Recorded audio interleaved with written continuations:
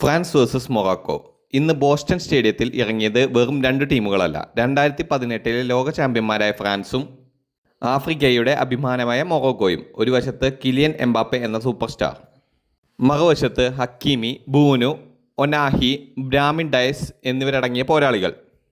സെമിയിലേക്കുള്ള ഒരു ടിക്കറ്റിനായി ലോകം മുഴുവൻ ഉറ്റുനോക്കിയ പോരാട്ടം. ആദ്യ പകുതി. കളി തുടങ്ങിയ നിമിഷം മുതൽ ഫ്രാൻസ് ആക്രമണ ഫുട്ബോൾ കളിച്ചു. മൈക്കിൾ ഒലീസെ, ഉസ്മാൻ ഡെംബലെ, ഡെറീസെ ഡൂവെ എന്നിവർ നിരന്തരം മൊറോക്കോയുടെ പ്രതിരോധത്തെ പരീക്ഷിച്ചു. ഡയോ ഉപ്പുമെക്കാനോയുടെ ഹെഡറും ലൂക്കാസ് ഡീഞ്ഞോയുടെ ലോങ് റേഞ്ചറും യാസിൻ ബൂനു അതിശയകരമായി തടഞ്ഞു.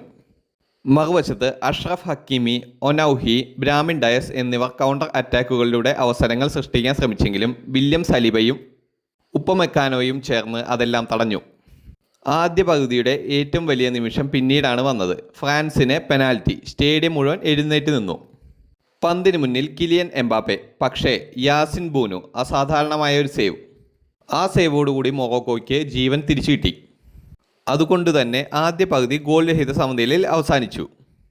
രണ്ടാം പകുതിയിൽ ഫ്രാൻസ് കൂടുതൽ വേഗതയോടെ കളിച്ചു. റാബിയോയും മാനു കോനയും മിഡ്ഫീൽഡ് പൂർണ്ണമായും നിയന്ത്രിച്ചു. ഒലീസെ തുടർച്ചയായി ആക്രമണങ്ങൾ ഒരുക്കി. ഡെംബലെ വലതുവശത്ത് നിന്ന് അപകടകരമായ ക്രോസുകൾ നൽകി.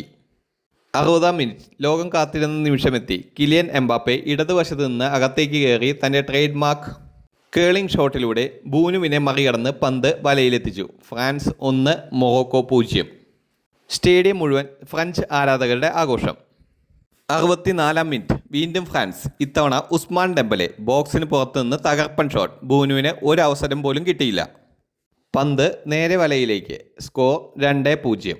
മത്സരത്തിൻ്റെ പൂർണ്ണ നിയന്ത്രണം ഫ്രാൻസിൻ്റെ കൈകളിലായി മാറി.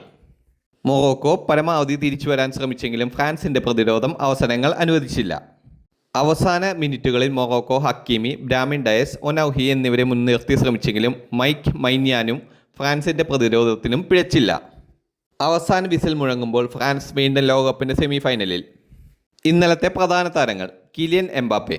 പെനാൽറ്റി നഷ്ടമായെങ്കിലും പിന്നീട് നിർണായക ഗോൾ നേടി മുന്നോട്ട് നയിച്ചതാണ് എംബാപ്പെ. ഉസ്മാൻ ഡെംബലെ ഒരു ഗോൾ നേടുകയും നിരന്തരം ആക്രമണം നയിക്കുകയും ചെയ്തു. മൈക്കിൾ ഒലീസെ ഫ്രാൻസിൻ്റെ ആക്രമണങ്ങളുടെ പ്രധാന സൃഷ്ടാവ്. യാസിൻ ബൂനു 2 ഗോൾ വഴങ്ങിയെങ്കിലും പെനാൽറ്റി സേവും നിരവധി മികച്ച രക്ഷാപ്രവർത്തനങ്ങളും നടത്തി ടീമിനെ ദീർഘനേരം മത്സരത്തിൽ നിലനിർത്തി. അവസാനമായി പറയുകയാണെങ്കിൽ ഇത് വെറുമൊരു വിജയമല്ല, ലോകകപ്പിൽ വീണ്ടും കിരീടം ലക്ഷ്യമിടുന്ന ഫ്രാൻസിൻ്റെ ശക്തമായ പ്രഖ്യാപനമാണ്. എംബാപ്പെ തൻ്റെ സ്വാധീനം ഒരിക്കൽ കൂടി തെളിയിച്ചു. മറുവശത്ത് മൊറോക്കോ അവസാനം വരെ പൊരുതിയെങ്കിലും ഫ്രാൻസിൻ്റെ നിലവാരത്തിന് മുന്നിൽ അവർക്ക് വഴങ്ങേണ്ടി വന്നു. ഇനി ഫ്രാൻസിനെ കാത്തിരിക്കുന്നത് സെമിഫൈനൽ. ലോകകപ്പ് കിരീടത്തിലേക്കുള്ള യാത്രയിൽ അവർക്ക് ഇനി 2 വിജയങ്ങൾ മാത്രം ബാക്കി.